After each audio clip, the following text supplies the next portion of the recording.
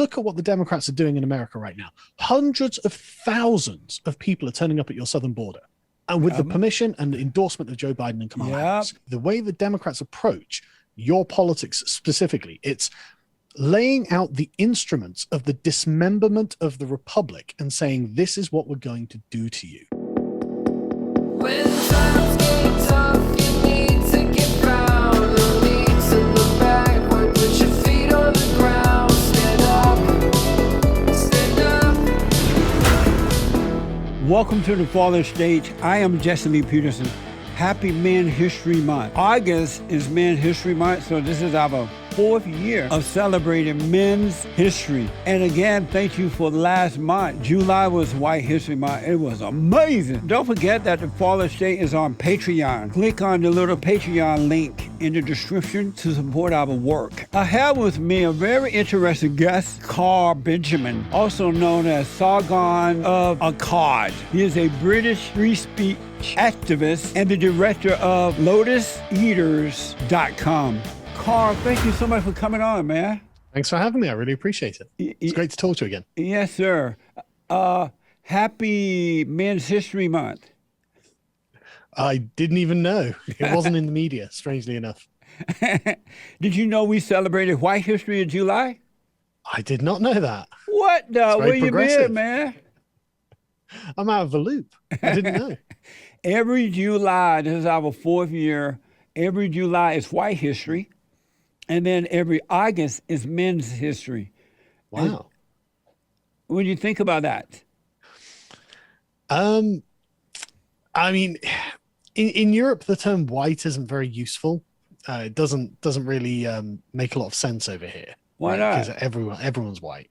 But we've got lots of different nations and lots of different ethnicities. And so we tend to use our sort of national identities. So I'm English, a Scotsman is Scots, and things like that. And if we just use the sort of blanket term white, it'd be difficult for me to tell the French that they're bad people just because they're French. So it's more useful to use the national groupings. In Europe, white is just a description rather than an identity, I think. So in Europe, they don't have the same issues we have here in America, where the colored people are trying to destroy the white people? I definitely wouldn't frame it like that. We have got imported ethnic tensions.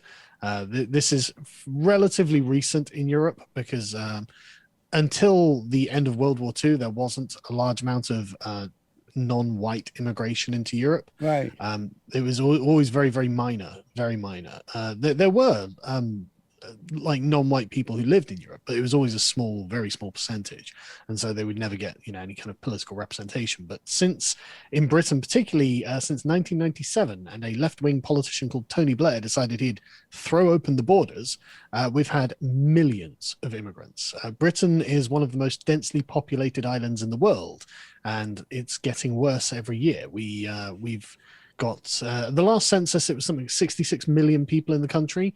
And since then, there's been 10 years of mass immigration, and we have 650,000 people coming in each year, about 250,000 people leaving. So that gives us a net of around 300,000 net increase in population every year. And so the next census is actually due to come out later this year, I think it is, or beginning of next year. And it's going to be a bombshell because we already know that many English cities are now majority non-English. London and Birmingham, we can be certain, are majority non-English, whereas, and it may well be there are a couple of others that have become majority non-English as well.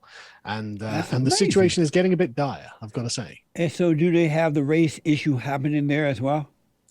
The left-wing activists in Britain have very clearly been on Twitter too much, and they've taken their cues from American left-wing activists and have decided that England, like the United States, is a white supremacist country that has been systematically oppressing non-white people since the dawn of time, yada, yada, yada, the spiel. They've imported exactly the same kind of race politics. Thankfully, it's massively unpopular over here. People aren't really very interested in race politics in general. They're much more concerned with sort of, local issues, personal issues. And so the sort of left-wing rhetoric feels very sort of dead on the tongue. It feels weird, right? Because in Europe, you didn't have like the KKK or anything like this. You didn't have like organized race politics, and that was something that emerged in the 20th century, but was never popular and never got any kind of widespread acceptance or anything like this. It was always very, very marginal, and rightfully so. Don't get me wrong. And so it's weird when they sit there and try to make out like we have a history of that, and we don't in this country. Yeah. There's a history of it in like the empire, perhaps in other countries. You could say that, sure, but that's not really what Britain was like, I think. So are what I would call white British, the white Englishmen, are they afraid to speak up? Oh, absolutely. The country has been in the grip of the terror that is political correctness for decades now. And I remember, I'm 41, and so I sort of came of age in the 1990s. And I remember even then political correctness being something that was on TV, and they on talk shows, they would say, "Oh, that's not very politically correct." And it's like, okay, well, I didn't agree that there was a correct politics, so I don't know what we're supposed to be adhering to. But of course, the answer is leftism. Yeah.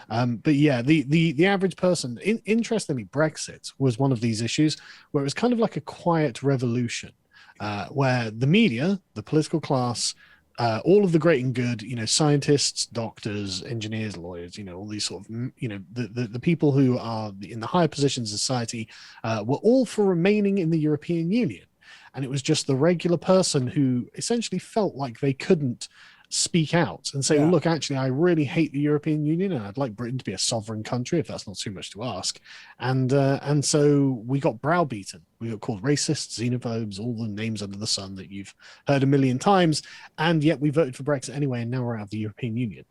Nice. When I bought a house, actually, I was speaking. There's a sort of quiet period where we're waiting for a message to come through, and I was speaking to the person who was brokering the mortgage, and we happened to start talking about Brexit. I was like, okay, how did you vote? And they were like, I voted leave, actually, but I couldn't tell any of my friends because of the way that everyone gets treated. And I was like, well, don't worry, I voted leave too, and we were in the majority. So, we got what we wanted. So, the minority of people who are hectoring us about it, they're the minority, and we can at least be safe in that, What happened to what I would consider white people, right? In England and the United States and other areas where countries were founded by white people, what happened to them that they invited these people to their homes, the country, and they allow them to intimidate them in their own space? What happened to the whites that at home they're afraid to defend their homeland? It's a really great question, and I think it's got very deep roots. Primarily, I think that I'm going to speak for particularly the English-speaking world because I'm more familiar with that. Right. But in the English-speaking world, I think that they forgot that they were a particular culture. I think that they thought that their values were universal, and it's not that their values can't be universal. What it is that their values are just not universally held. There is a particular culture to the English-speaking world, and they forgot this, and so they assumed that everyone thinks that you should form two-parent nuclear families, husband, wife, and a bunch of children. Yeah. They thought that everyone would buy into the Protestant work ethic, that people would be incentivized to start small businesses and work very hard for their own benefit, to own private property, and to buy their own house, to own their own business, and to build their own little patch of the world. I think they assumed that everyone would follow that model, and I think there are a lot of immigrants into our countries who do want to follow that model. They look at that model and say, hey, that would work for me. But I also think there are a lot of immigrants in our countries who don't think that, and we haven't been sensitive to that. And so we allow, and one of the primary attributes of the English-speaking world is it is what is called individualistic, which means that each person believes in their own personal rights. They don't believe in group rights. Yeah. Right. Yeah. And so if you have cultures that do believe in group rights, moving into an individualistic culture, it's actually quite difficult for the individualistic culture to deal with that, because these groups operate in a different way. They don't see the sort of matrix of trust that is built up in the English-speaking countries. Because one of the things the English-speaking countries do, and Roger Scruton is a great philosopher, British conservative philosopher, who talked about this before he died recently, and he speaks of the ability of the English, particularly, to trust strangers. Yeah. Now, this is not something you'll find if you go to, say, Turkey or, Uzbekistan or something like this. You don't have a great deal of trust among strangers. And it's because of the kind of, I guess it's appropriate to say, the insular nature of England. It's a very small, old place. And so it developed a common law. What is the common law? And this is a law for everyone. And what was really unique about this is they actually put the king below the law because, of course, in feudal times, the king was the arbiter of the law. The law flowed from the king. It was the king's law, the king's judges, and the king was put there by God. And therefore, if you look at, say, continental Europe, in sort of France and Germany, you get the absolute monarchs who are like, no, I am the state. Whereas in England, the opinion flowed the other way. The king is where he is because we put him there. Yeah. And therefore, if we demand the law of the land, and this is specific law of the land, not the king's law, then the king is also beholden to that law, even though he's the one whose job it is to enforce the judgments of the courts. And so this created a very high trust society where everyone was expected to follow the same laws. And therefore, that a stranger has been inculcated into this kind of cultural atmosphere, and you can expect a certain kind of behavior from them. Whereas that's actually really quite unique to the English-speaking world. And this is obviously what England exported to its colonies. And so, America, Canada, New Zealand, Australia, they're all common law countries. And they're better for it. It's much better than the inquisitorial law, Roman law that you find on the continent. Because one of the things that Scruton actually highlights is that for the first time in history, the law was the tool of the common man. So you could bring a lawsuit against someone else who had wronged you, and the king would have to be on your side to support that because it was his courts you were using to prosecute someone else.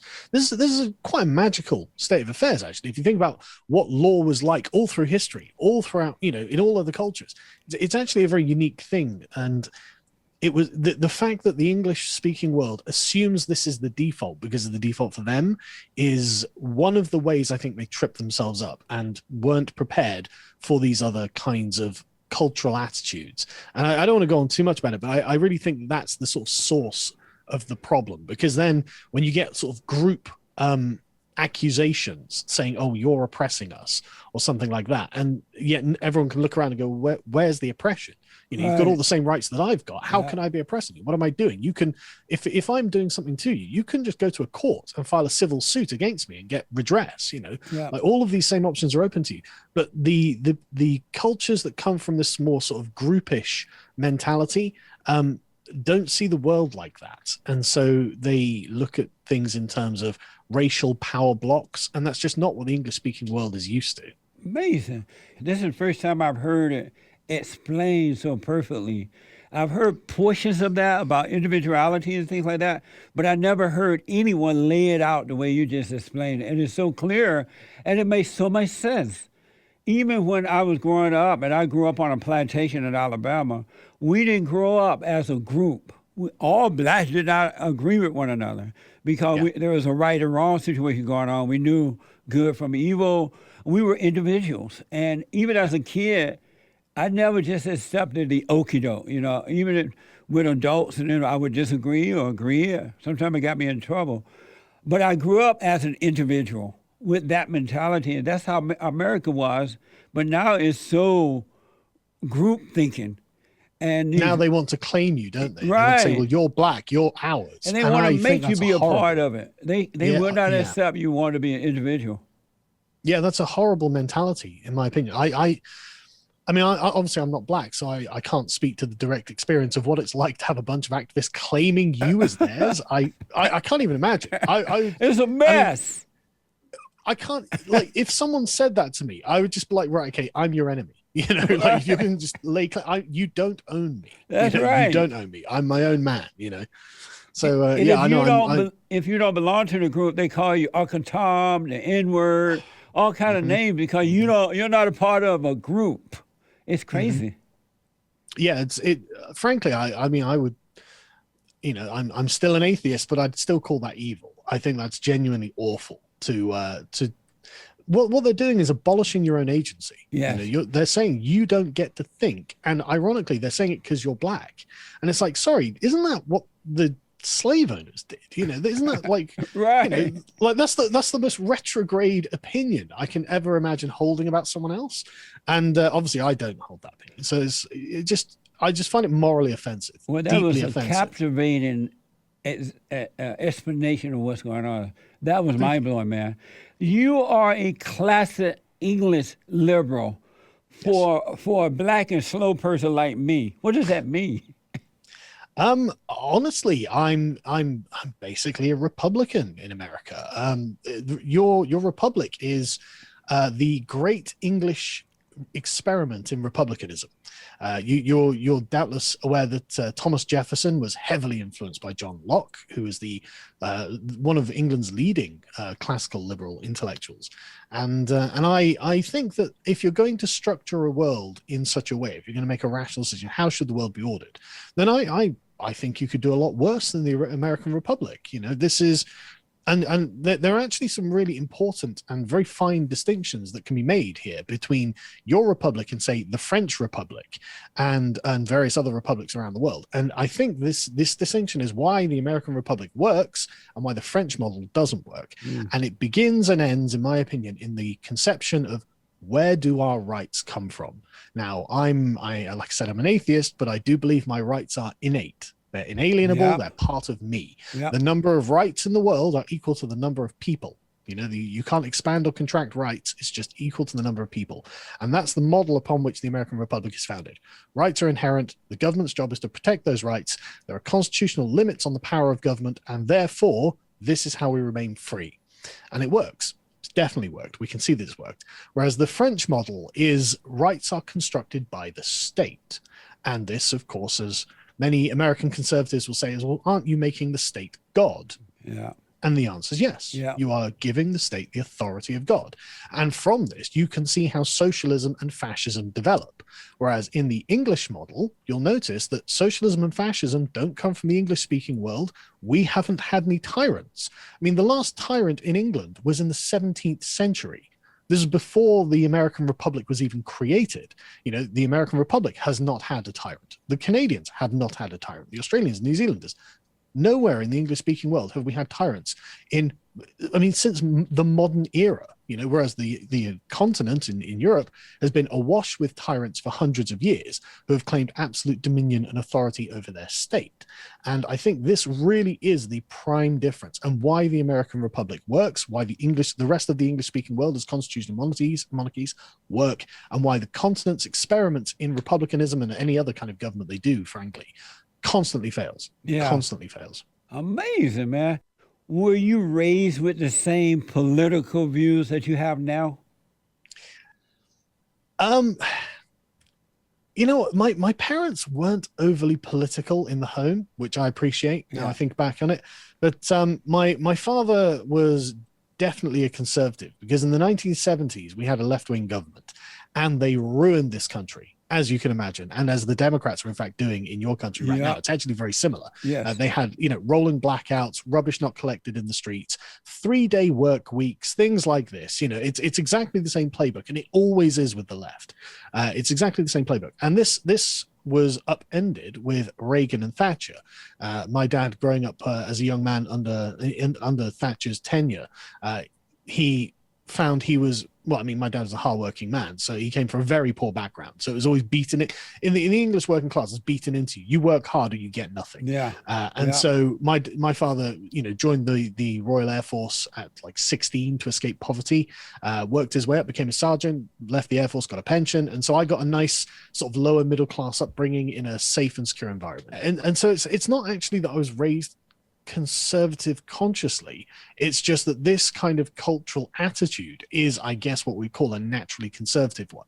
And of course, in my 20s, I decided, I'm going to read theory.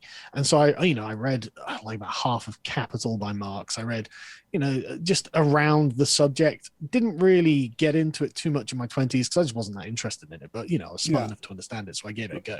And I guess I came out fairly left-leaning. And so it's only in my 30s and now that I've just looked at it and gone, right, okay, what do I agree with on the left wing? What premises do they have that I agree with? And fundamentally, I think it all boils down, and I hate to keep laboring this distinction, but I think this is true. I think it boils down to the view of the world that came out of the Enlightenment from the English and the French philosophers. So you have a French philosopher called Rousseau who thought, I mean, and he says this in his Social Contract, that the person who first mapped out some private property should have had the stakes pulled up, and this should have been abolished because civilization is what corrupts us. Whereas in the English view, you've got the sort of Hobbesian view that, look, before civilization, life was nasty, brutish, and short. Yeah. And that seems to have been true.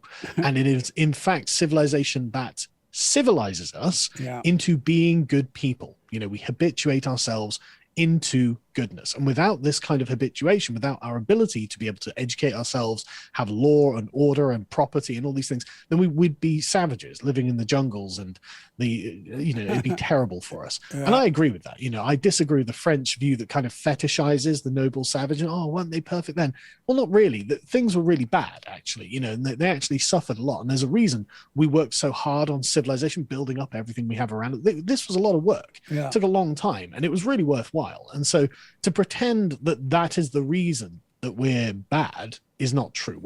Without good moral guidance from a young age, we turn out to be bad people. So it kind of implies that naturally we don't have an innate set of morals, and we have to be taught morals. Even though naturally we might have a need for morals, of course, as social creatures, it seems that otherwise we default into sort of just power struggles. And I think that law and order is a way we can avoid that.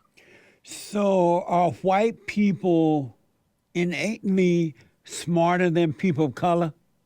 No. Why is it seemed to be, unless I'm missing it, and I'm black and slow and I could be missing it. Why is it that...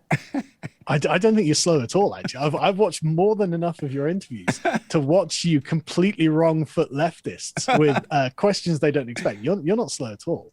This is a very clever ruse that you play, I think. Why is it that white people seem to be the only race of people that have gone throughout the earth and built amazing countries based on God and individuality and constitution and all those good things, when everybody else seems to want to come and destroy it? Why is it that only white, that I'm aware of, maybe there are others I don't know about it, but why is it that only white people have been able to do that? Well, so I think that this is where the use of the term white isn't terribly effective, because as I was pointing out, there's a gulf of difference between English and continental European thought. And continental European thought, in my opinion, is much more reminiscent of thought around the world. And I think it comes from a particular kind of geographic privilege that specifically the English enjoyed. So in the British Isles, England is by far the largest nation and by far the most powerful. And so is destined on that basis to be the dominant force of the British Isles. And so, by the middle of the Middle Ages, England had subdued Scotland and Wales and Ireland, right? So there was no threat that was, coming from its own local area. Yeah. And so the interesting thing about England is it's always been quite a small parochial place, right? It's always been quite inward looking and concerned with itself and how the world should be organized. The key aspect of English culture, which thankfully got exported to our colonies, is accountability. How can we hold the people above us accountable? Yeah. Now that's quite unique. It's to have that as a primary value is quite unique. Obviously, accountability is nice everywhere, but in Russia they don't expect accountability. Right. Obviously, in Eastern Europe they don't expect accountability. Corruption is the name of the game. They expect it there, and I think it's something to do with geography, because when you're connected to Asia, that means you are basically vulnerable to massive invasions of terrifying people. Right. So all throughout history, for the past 2,000 years, every couple of hundred years, a people would arrive off of the Eurasian steppe, and they would be scary as all hell. They are, these are people who don't consider your life to have any value, and they just want to kill you, enslave you, and take what you have. And England, being an island, was actually spared from a lot of that. meant that it had a kind of wonderful natural moat. And so it had the freedom to be able to develop a very closely connected a culture of trust and accountability. And I don't think that really would have been possible considering the chaos that was going on the continent and elsewhere in the world. And so I actually put it down to the geographical uniqueness of where the English were compared to the rest of the world. It's not about like being smarter or superior or anything like that. It's actually, frankly, a bit of luck that we just happened to be in the right place at the right time. And you know that but I don't want to take away the constitutional innovations. You know, these are part of the moral excellence of the English speaking people. These are genuinely something we can be proud of, because this is what led to the ending of slavery. This is what led to the formation of our human rights, you know, as we worldwide understand human rights now. These things used to be called the rights of Englishmen.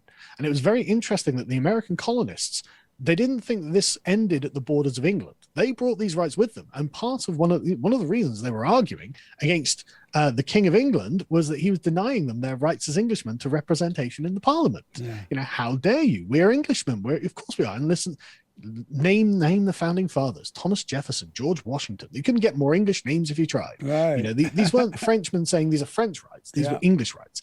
And you know, through the Enlightenment, we decided, well, actually, these are actually human rights. You know, all humans have the same abilities that we have. And so we've expanded that. And I think it's at that point that we kind of assumed that everyone else just agreed with us. Whereas in fact, a lot of people don't agree with us. And we should be more aggressive by saying, no, look, this is the English way and we are going to do it this way because this works. You know, we don't have tyrants. You do. You learn how we work. And that's better for everyone. Amazing. Chris, I bet you're loving this white history, right? Did you know all this? Yeah, I'm familiar with some of that stuff. Really? Chris is my white engineer. He's real white. He like white on the inside and the outside. And so this is amazing. So what does it, I have two more questions about that, then I got to move on to some more stuff. Sure. What does it feel like for you as an individual, you Englishman or whatever you want to call yourself, being falsely accused? Falsely accused of what? Of being somebody else's problem, being called racist or being called whatever they're calling you. You've been blamed as white supremacy and all that. What does that feel like to you as an individual?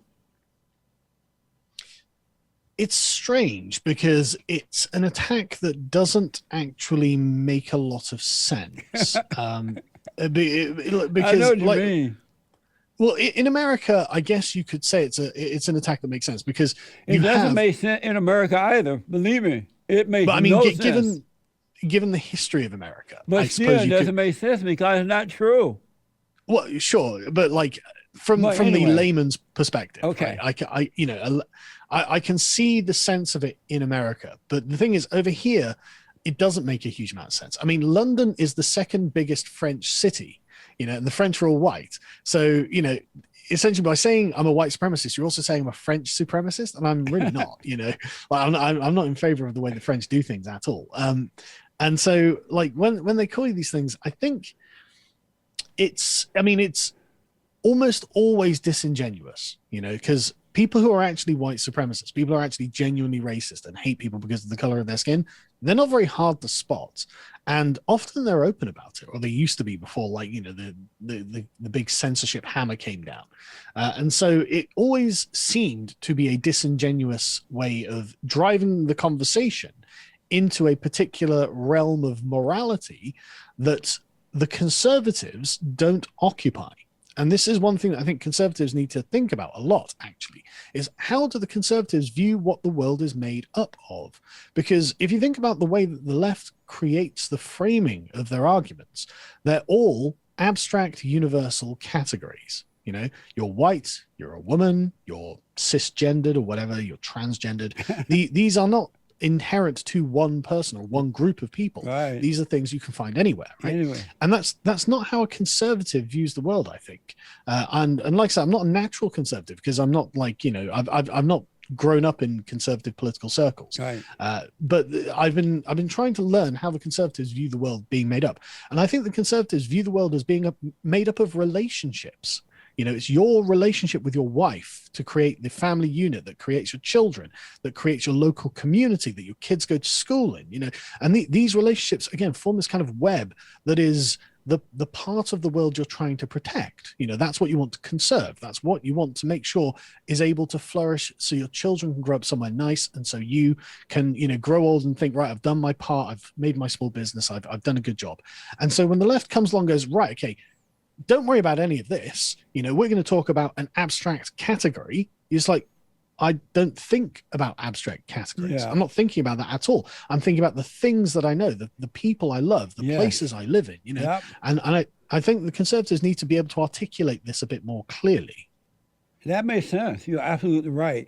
One last thing about that, as far as I think, who are over, is there someone or some group that is over the Democrats, the liberals, and paying them or encouraging them to act this way? Or is that just their mentality? I think that there's definitely an international organized effort to abolish the nation state.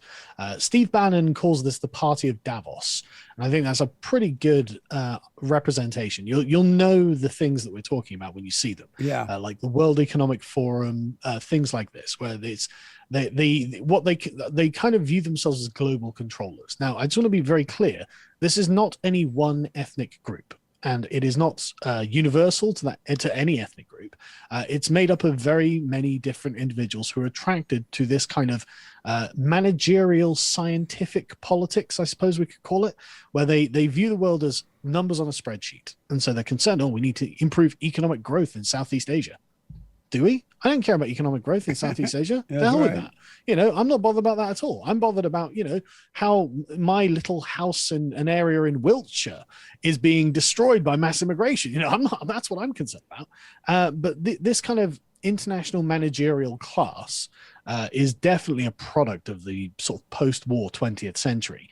And I think that they've got to the point where they realize, and now especially with the COVID thing, the mask very much came off in this. And it was like, right, okay, we need lockdowns, we need tyranny, we need, the abolition of your rights. And that's an unacceptable proposition to me. So how do we defeat that? Yeah, that's a great question. And one to which I want to make it very clear, I'm pro-democracy. Right. So I'm anti-revolutionary. Yes. And so the question is, how did this happen and what can we do? And this happened because revolutions failed. The revolutions in the English-speaking world didn't happen. The communists knew they failed, actually. All through the 20th century, they realized this. And it was a chap called Gramsci who was like, right, okay, well, we need to start going after the culture then. And this is one of the reasons why I'm drilling down so hard on the conservatives, saying, okay, how do you see the world? What do you build? What is it you build? And conservatives build relationships. They build and they build it on trust and honor. Whereas you'll notice that honor and trust are not words you would use among left wingers, are they? They're the first to backstab each other. They're the first to betray you. They're the first to defame you. They are the first to insult you. This is not what conservatives are like, and that's to their credit. Don't become like the left. And so what the conservatives need to do is what Andrew Breitbart was suggesting when he said, politics is downstream from culture. It very much is. And I hate to say this, but we've allowed leftists to educate an entire generation of children, possibly 2 generations now, in fact, to the point where they essentially are anti-freedom. They're anti your human rights. They think that the government is God and can tell you what to do at any given point. And so basically conservatives need to be very aggressive in articulating the moral good that comes from their political position. What can they build? What can you get? And you, of course, can get strong, healthy men. You can find, a beautiful, loving, compassionate women. You can find people who are at home in their place in the world. And I think this is where the conservatives can really win. It's on the concept of belonging. Where do you belong? Because you'll notice that the left have created this generation of young people who don't know anything and don't know where they are, don't know what they're doing. And they end up shaving their heads, chopping parts of their body off. And you see the mad videos all over like TikTok and Twitter and all this. They are people who are essentially sort of deranged because they don't have any relationships that keep them centered and grounded. They don't have friends. They don't have like solid families. They're not forming bonds. Like I find it baffling that Generation Z I thought the millennials were bad, right? Millennials used to be the generation that had the least amount of sex, and no, it turns out now it's Generation Z. Yeah. And it's like, that's so strange, because I mean, I'm sure when you, like, you and I were boys, we were chasing after girls all the time. Yes. You know, this is just something you did as a young man. Right. They don't do that now, right? The idea of, you know, this sort of thing has all been obliterated, and this leaves them vulnerable and frightened and alone and easy to manipulate by the powers that be, who want to be like, right, okay, now you need to think of yourself as like a demi-queer gender freak or something like this. It's like, look, no, actually, there's actually, you know, and one of the things that follows from that is uncertainty, depression, insecurity, Yeah. fear. You know, they don't know what they want. They don't know where they're supposed to be going. They haven't got a life plan. And I think this is where the conservatives can come and go, okay, look, right, this is going to sound old-fashioned, maybe a bit retrograde, but it's good for you. You know, the conservatives are not the ones with mental health crises. The conservatives are not the ones looking for meaning in their life, because they find it in their families. Meaning is found in our relationships. You know, I mean, like, I don't need any encouragement to get off my ass and go to work, because I know my kids need to be fed. You Yeah. know? I don't need any encouragement to get off my ass and go and fight the good fight against leftism, because I don't want them chopping off my son's dick. You know, I mean, like I am very, very encouraged, and I have a lot of meaning in my life because of my family, and the left don't have this. And so I think that this is where the conservatives can actually really win, because the left have really beaten down these generations. They're really harming them on like a deep level. Yeah. And but the problem is that the way that these people have been conditioned and raised has been irreligious, and I think it's going to be difficult to frame it in the religious way.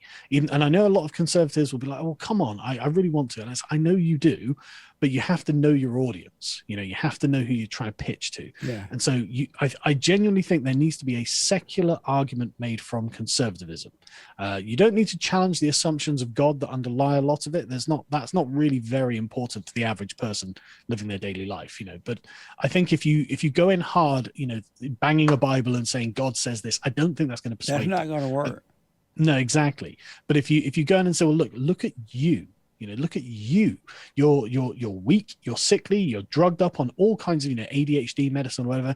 You drink sugar, you know, pints and pints of sugar every day. You eat tons of sugar in your food. You know, you're obese, you're unhealthy, you're unhappy. You know, actually, there's a way that you can come out of this, and you can feel better about yourself. Yeah. You can feel better about the world. You can love what's around you. You know, you don't have to hate everything. It's not an evil world, actually. It's a good world. You know, it took a long time for us to get to this point. You just have to know how to engage with it. And conservatives need to start making that argument to young people, I think. Well, I know in this country, the conservatives are not doing a good job at all of explaining their point of view about life and about situation. They don't even have the nerve to put up a real challenge against the Democrats, the liberals, or anyone. It's kind of, to me, it's almost like we only have one party in America now, a Democratic Party, and that party is extreme on one end and kind of extreme on the other end. We don't seem to have a two-party system anymore. It's even worse in Britain, to be honest. You should see what's happening with the coronavirus.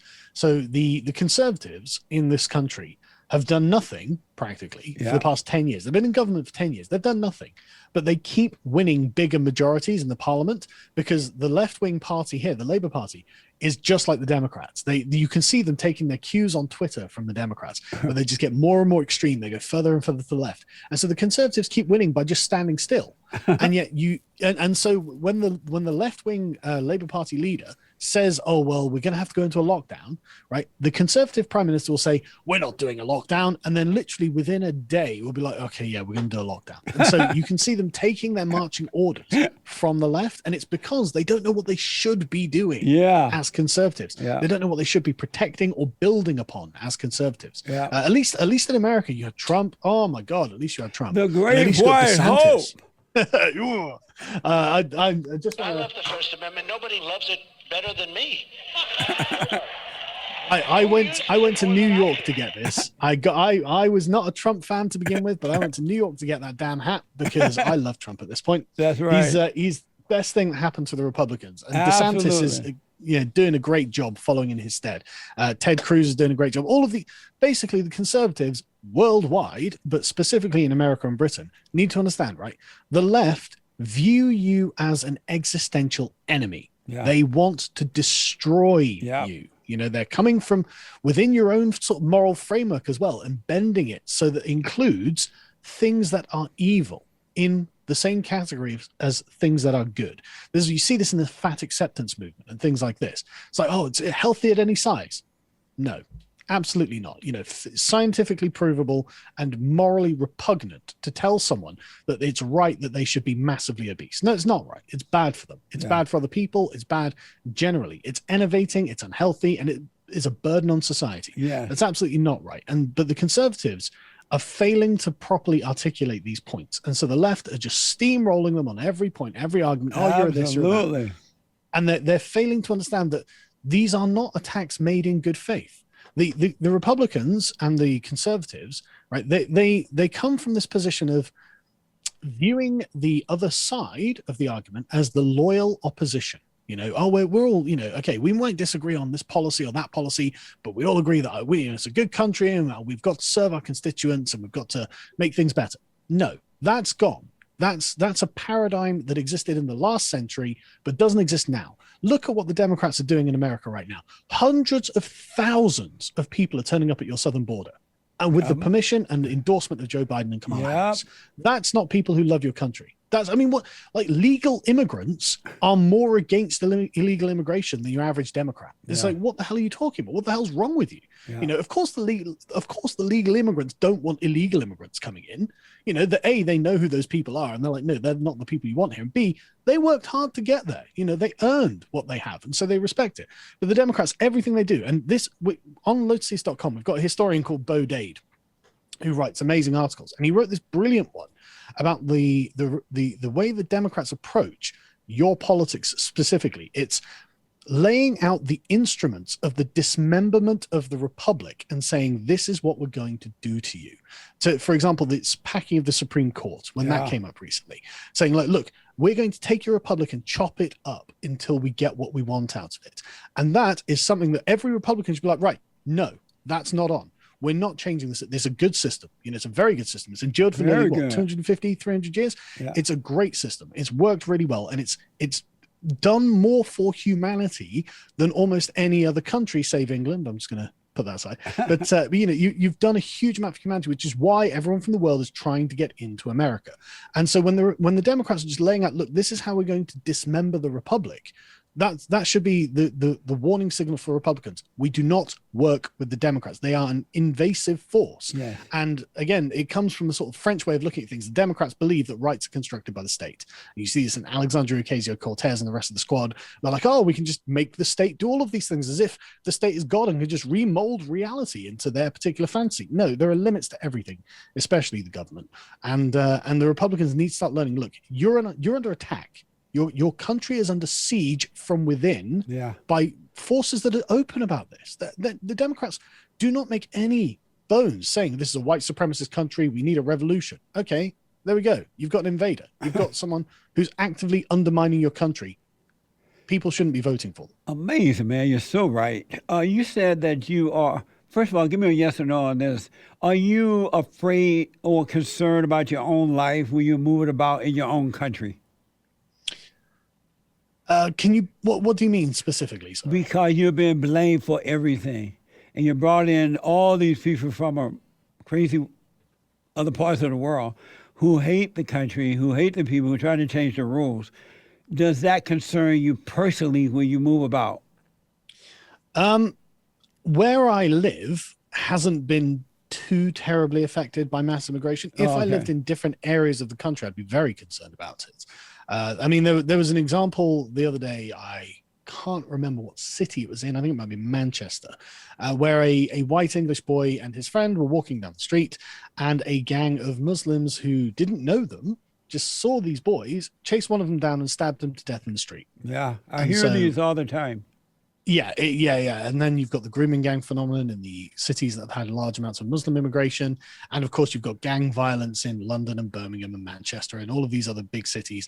And so even though I'm in a nice small area in the West Country, so it's God's own country, I'm in a nice quiet area.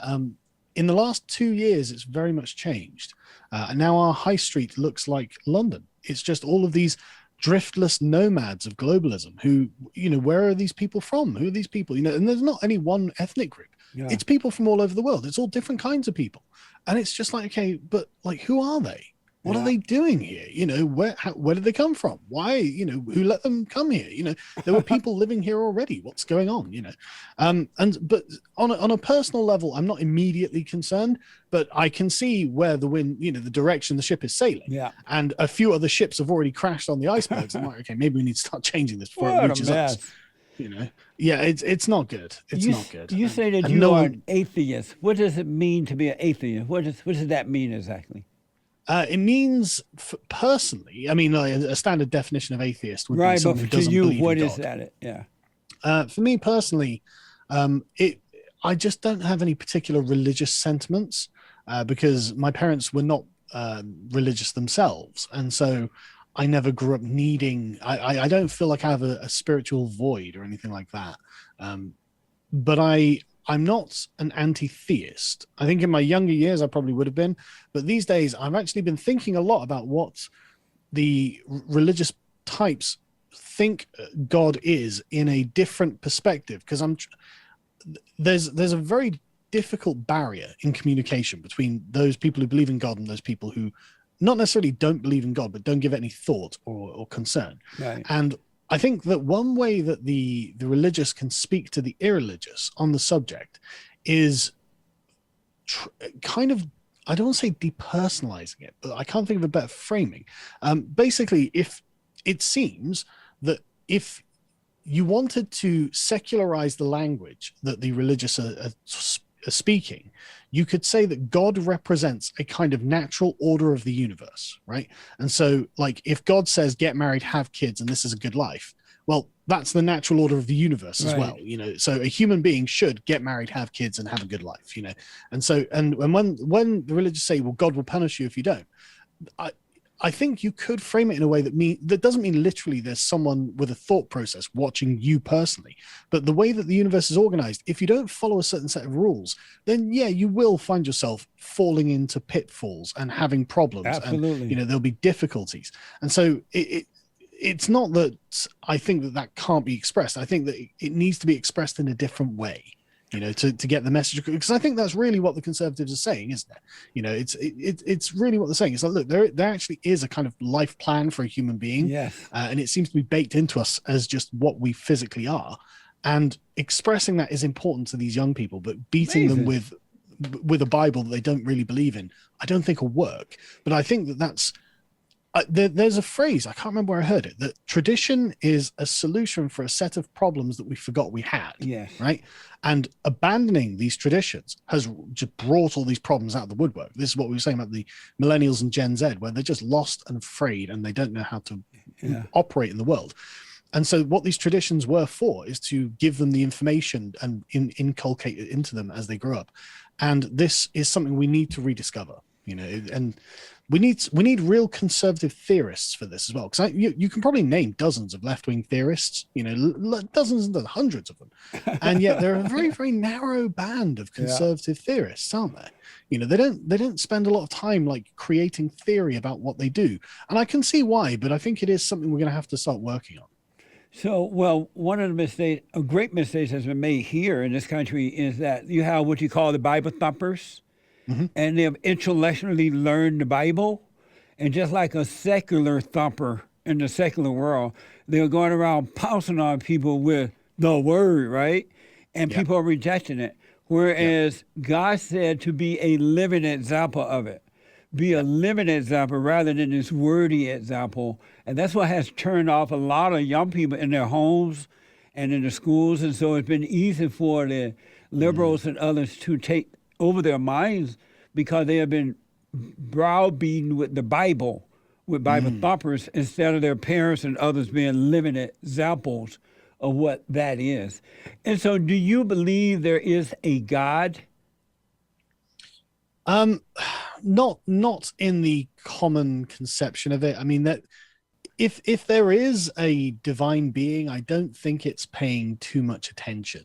But again, honestly, it's not something I spend too much time worrying about. But I really like your point of and if I could just say, I think what you're describing is an adherence to virtue, isn't it? Right. Because this is one of the questions that I've been proselytizing Aristotle a lot, because I think Aristotelian virtue ethics really, like, so philosophically the philosophers will say, but this is based on a bunch of assumptions that we can't substantiate. Okay, maybe it is, but if you look at what he's saying, it's actually very practical, and it's about a way of living a good life. It's a good, wholesome, and it's holistic as well. He has a good plan for an entire human life. It's like, look, work hard, be a family man. You're a social man, so make sure you've got friends. It's necessary for you to spend time with your friends and family. You've got to, do your civic duty when it's demanded of you and things like this. And if you do these things within what he calls the golden mean, don't go to excess, don't go to deficiency. Right. Try and stay somewhere in the middle where it's about the right thing. You'll know it when you feel it. Moderation. And do that.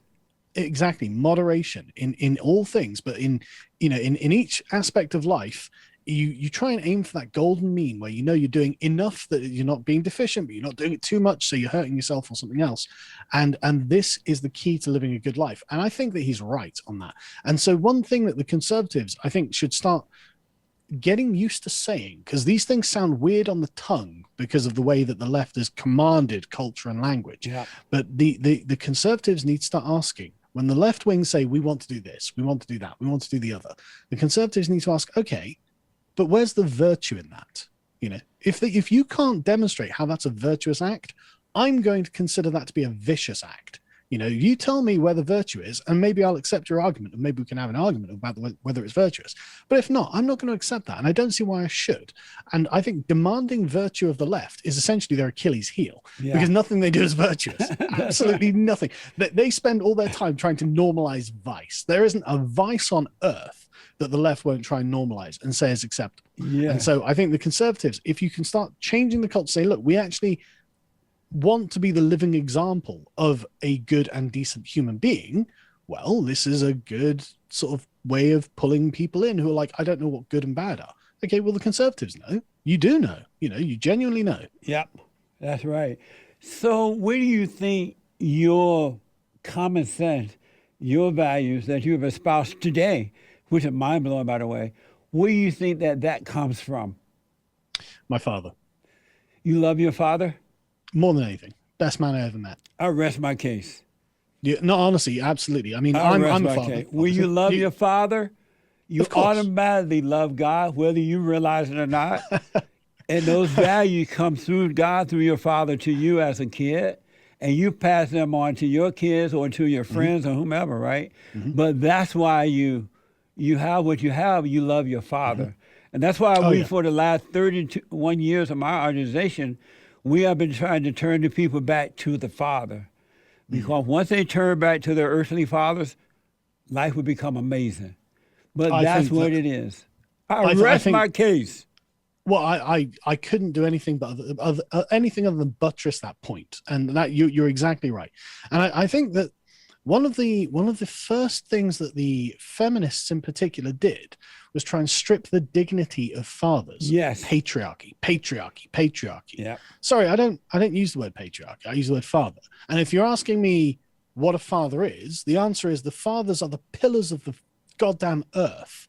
The fathers are holding all of this up. Yes. They're the men who get up and do the grimy jobs because they've got people they love who are relying on them. They're the ones that you call when you're in trouble. Call my dad, call your dad, call the firemen. They're going to be people's dads, people's, brothers. Yeah. These are the men who are building and holding up civilization. They're the ones who are, and you can measure this. They are the net taxpayers. They do not, take benefits in net, and unlike, unfortunately, say women do. Women are not net beneficiaries when it comes to tax paying and things like this. And it is the men who get up in the middle of the night when you hear a weird sound, downstairs and things like this. Men are the pillars of the earth, and every young man and young women too, as well, of course, look to their fathers for moral guidance. And absolutely. Oh my God. You see it in your own kids, right? When my wife is telling off my sons, it's never as serious as when I'm telling them off. Yes. And it's not fair. I'm not saying it's equal or anything like that, but I have a much louder voice than my wife does. And so when I'm angry, my children know about it. They and I don't have to work very hard to get them in line. That's right. And and this is, I think, there is something deep in the lizard brain, where the children rely on the security of having a father in the household. Yes. Because the father probably is the model of God when you're a child. Your father can Absolutely. do anything, be anything, is there as a protector. And this respect for fathers is found in all of the cultures around the world. Yes. Like, you don't find in sort of like in India, in Arabia, in, wherever, in Asia, wherever else, in Africa, fathers are hugely respected as the head of the household for a reason, because the responsibility ultimately is on their shoulders. Yes. Like that's where it lies. And so, okay, we are the pillars of the earth as fathers, and we should actually be able to articulate a moral demand from that. No, we have actually got a good idea of what it is that our kids need. We don't need some childless 35-year-old feminist bureaucrat telling us what's best for kids. They don't know anything about kids. They don't know anything about anything, and they've got no investment in society. They don't care what happens after they're dead. I'm not interested in hearing from these people, and neither should you be. Amazing, man. I'm done. We have just had church. I'm done. That's amazing. There's this thing called the cancel culture. And I know that, and I read that you were attacked by some woman by the name of Akila. Yes. That's the right name? Akila Hughes. With the little time we have left, what happened with that? I want to hear from your mouth, because I read about it, and you can't believe what you read anymore. You can't. And that's never a true word spoken than that, I tell you. All right. So I think it was 2016, Akila Hughes put out a video. It must have been 2016, because she went to Hillary Clinton's acceptance party, because she was expecting to be the president, of course, because everyone was saying she's going to be the president. Right. And Trump won. And so the video that she put up was hilarious, because the commentary she'd done through the night was all very, very excited as the night began. And then as the numbers started coming in towards the end of that, you could see her face dropping. And then at the end, she was crushed. And so I did like a transformative edit of this to show that, look, this is what it's like when you're so disconnected from reality. Just highlighting the beginning and highlighting the end and being like, look, this is the kind of level of awareness that these people had. And so I put up this video. It was just a short, like 2-minute clip out of her 15-minute video, or whatever it was, called SJW Levels of Awareness. And the juxtaposition of the clips was the commentary. And she saw this and was like, right, okay, well, I'm going to sue you for stealing my content. And I emailed her saying, well, look, I actually know how your laws work, because of course I work on YouTube being an American company. Right. I have to know how this works. And I said, look, I'm actually happy to take the video down if you just ask nicely. But she, interestingly, right, in the email, she was, we had a bit of a back and forth. I was like, well, you're going to call me a racist? And she's like, I'm not calling you a racist. I just think you're a right winger or whatever. And it's like, okay, fine. And then this went on and on and on. And for some reason, the lawsuit dragged out for like 4 years. I don't know why either. Like Judge Sullivan, who, for all accounts, is a great judge, for some reason took a long time with this one. But it set a precedent, because it showed that actually creative remixing of videos is protected free speech. And so I won this court case. But the thing is, that would have been where a normal person would have ended it, right? But the problem is, she, throughout this entire period, had been very arrogant on Twitter. And so there are loads of statements of her going, oh, I can't wait to eat, because she was asking me for $150,000 as well. I mean, there was no way that any of her videos made any of that. I bet she hadn't made that for her entire YouTube career. Yeah. And she's saying, oh, it cost her $150,000. So it's totally unreasonable. And she'd been very arrogant about this on Twitter. And she was, by the end of it, calling me a white supremacist and all this, all this sort of stuff. So you see the radicalization had ramped up. And she was like, yeah, I'm going to win. But the thing is, she lost at every turn. And then when it came to the final end conclusion, I personally had kept my mouth shut. I'm not talking about this lawsuit on Twitter, on YouTube, wherever, because I don't want the judge to be like, oh, this guy's being a bit of a fool about this. And she had played the fool all over Twitter. And so the judge awarded me damages, or whatever it cost me to run the lawsuit, which is about $40,000, something like that. And so in the end, she ended up paying me $40,000, which incidentally paid for most of the studio for lotuseaters.com. Oh, amazing. So congratulations. Yeah, thank you. she basically paid for our business, which is very nice. I very much appreciate it. Amazing. Congratulations, man. Thank you. Did you know that Donald Trump loved his father as well? He grew up really close to his father. I did know that, actually. Yeah. Great deal of respect for his father. That's and why all young men should. Yeah. But I think what's important very quickly as well, to add on to that, that means that you as a father have a great deal of obligation placed on your shoulders. You know, you've got to show restraint. You've got to show affection and love. You can't just be, angry and belligerent. That's right. You've got to show your son that everything you do is in your son's interest and your daughter's interest. Yes. You're not just tyrannizing them for the fun of it or something like that because you have the power. No, you're looking out for them in all ways, and you've got to make sure they feel you're there on their side, even when you're telling them off. There's a big responsibility there. Amazing. We are so out of time, but I got to put you on the hot seat. You cannot. On the what, sorry? On the hot seat. I got to. Oh, yeah, sure. So I need you to answer these questions as quickly as possible. There's no way you could be on the fallen state and not end up on the hot seat. Yes, so I need you to answer these questions as quickly as possible. The hot seat. Is Destiny too old to play video games? Yes. In one word, describe Kamala Harris. Empty. Is sex love? No. Have you ever met a white supremacy? Yes. How much longer will Harry and Meghan be together? Oh, not long. She's gonna extract what she wants out of him and then drop him when he's worthless. Like a hot potato. Yeah. Are aliens real? I hope not. Should a man ever tell a woman his problems? Under certain circumstances, yes. Will Trump win the presidency again in 2024?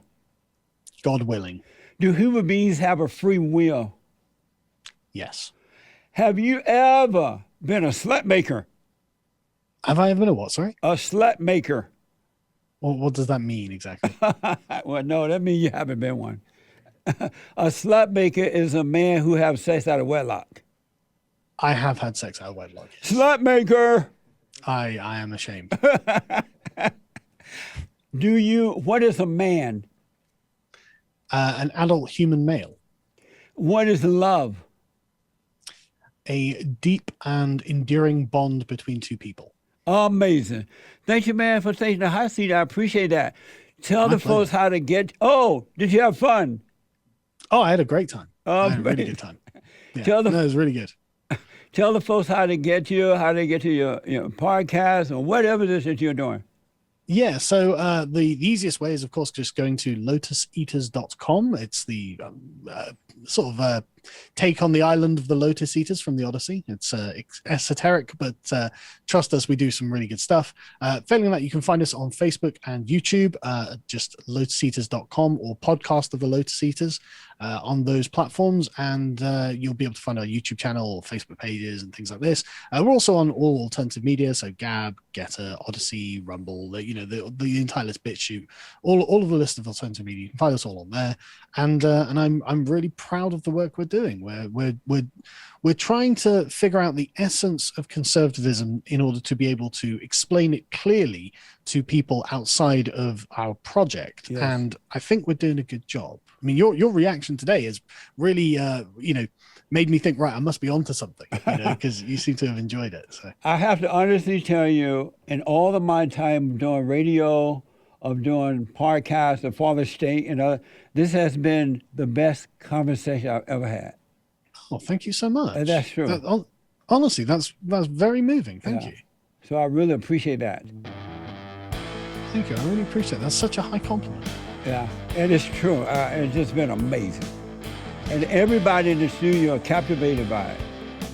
Honestly, I'm gonna blush. I'm terribly flattered. I really am. I don't know what to say. You don't normally get compliments like that. So Yeah, and if I didn't mean it, I wouldn't say it. Thank you. Yeah. So thank you so much for coming on, man. I absolutely appreciate it. And happy Men's History Month. Thank you. Happy Men's History Month. That's right. Thank you. Thank you all for tuning in. I absolutely appreciate it. Don't forget to check us out on Patreon. The TheFallenState is now on Patreon, so click the Patreon link in the description to support our work. Check out the store. We have amazing merch. Alpha male. I just spoke to an alpha male, okay? I'm gonna have to get one male. of those. Alpha male. And don't forget to ring the bell and support us. Let me hear from you. Thank you so much, folks. I appreciate it.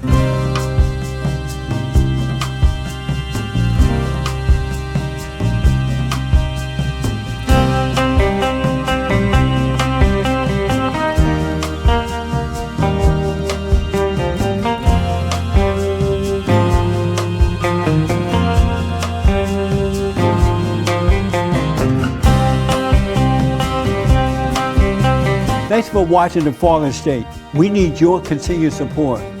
Donate to my nonprofit here. Subscribe and like the videos here. And tell everybody and their mama about the show.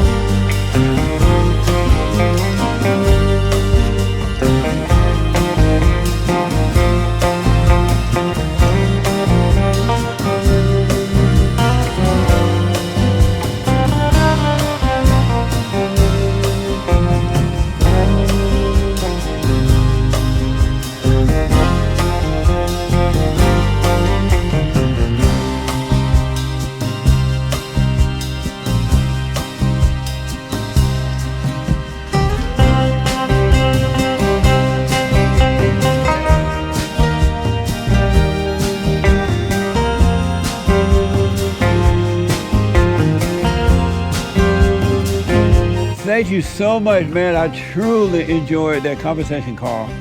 Dude, I had a great time. I had a really great time. was I love watching you nailing leftists to the wall as well. It's always, honestly, there is so many good clips of you around. But there are compilation clips of you just hammering them. It's great. I love it. Well, we got to deal with this mess. Otherwise, we're going to lose our country. Oh, totally. Yeah.